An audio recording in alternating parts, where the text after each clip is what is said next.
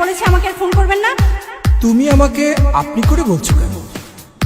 মানুষের মন সবসময় এক জায়গায় থাকে না, রাবিশ করতে হয়। মাইয়া মানুষের মন আজকাল শেয়ার বাজারের মতো উঠানামা করে। হ্যাঁ, হ্যালো ডার্লিং, কেমন আছো তুমি? ভালো। অনেকক্ষণ ধরে তোমার নাম্বারটা বিজি পাচ্ছি। আর বলো না, অচেনা একটা নাম্বার থেকে আমায় ভীষণ বিরক্ত করছিল। রাখো তো ওসব কথা, তোমার সাথে কখন দেখা হচ্ছে সেটা বলো। ভীষণ মিস করছি।